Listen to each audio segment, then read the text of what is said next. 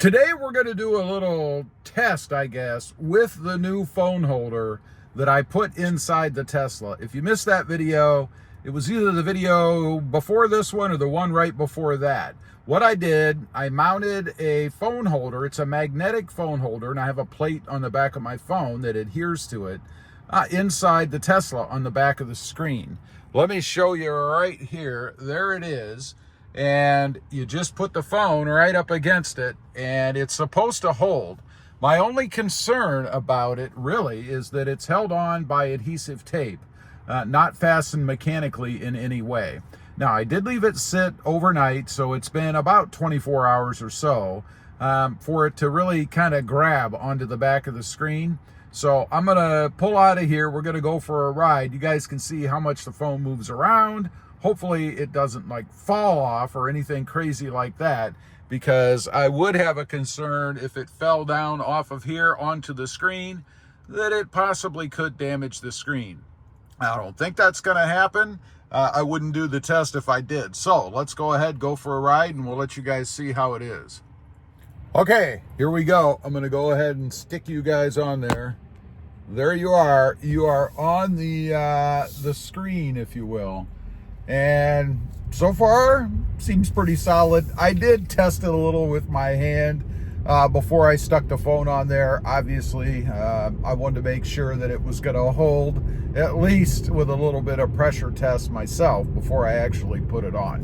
So far, so good. I think I've got the right angle, the angle that I wanted. Oh, one thing I thought of before I was leaving the house, not related to this little test at all, but have you ever wondered when you're backing out of your garage, if you've charged the Tesla, you know, you pull it in, you plug it in, charge it and all that stuff, that maybe you might have forgotten to disconnect the plug, the electric cord, right?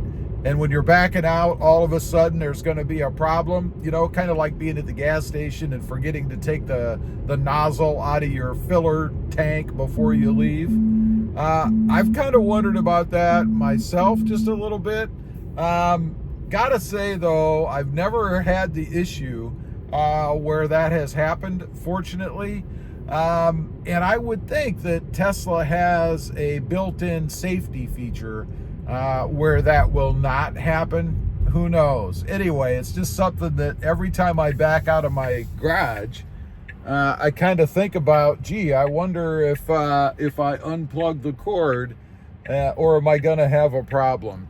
Anyway, let's get out on the road. We're going to get up to speed here, see how the phone holder is. Shouldn't be any issue going at speed. And you know, another thing, or a good thing that Tesla has going for it is its smooth ride.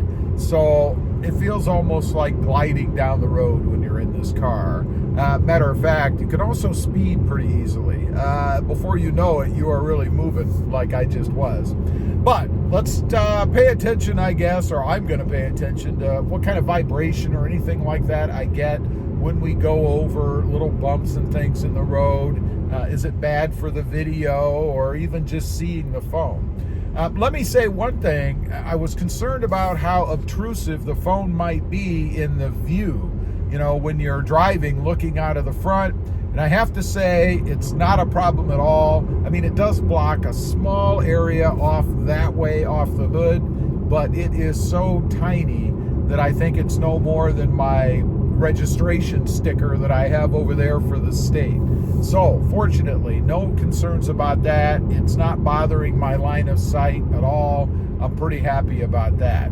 Now we're going to go across a railroad track here in a couple minutes, and I'm going to take the track at speed. It'll be 55. Right here's a threshold to a bridge. You might have noticed a little shaking there. I can see the phone kind of move just a little bit, but honestly, with the features of these phones these days and video stabilization, I don't think you guys probably even noticed. There was another bump we just went over in the road. Again, I don't think it's any big deal. All right, we're coming up to that track now. I had to back off the guy in front of me. I think he thinks it's Sunday. I want to hit 55 miles an hour when I go over this track. So here we go. Let's acceleration. Let's speed up. There's 55.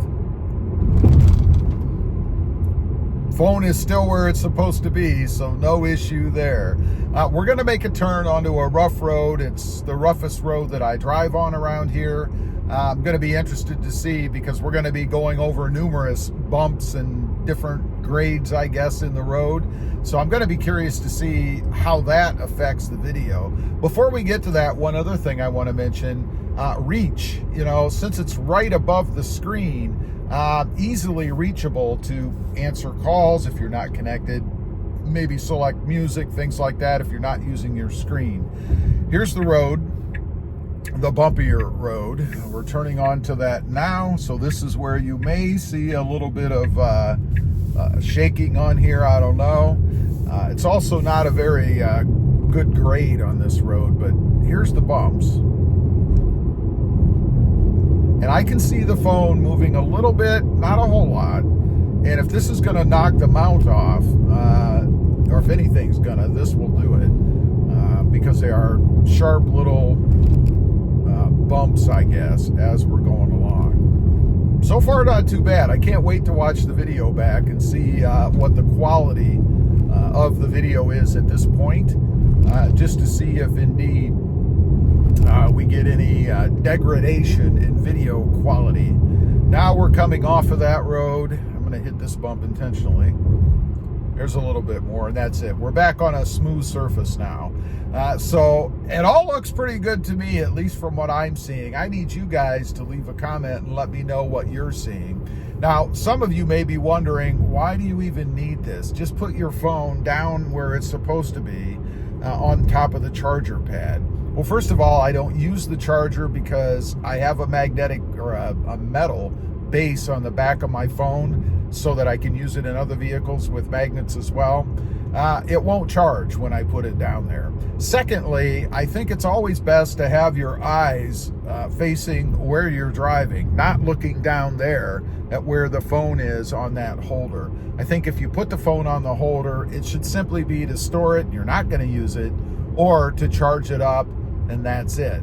This comes in handy because it allows me to keep looking forward. Even if I glance over at you guys like I'm doing right there, I can still see fully the road in front of me out of my peripheral vision, I guess.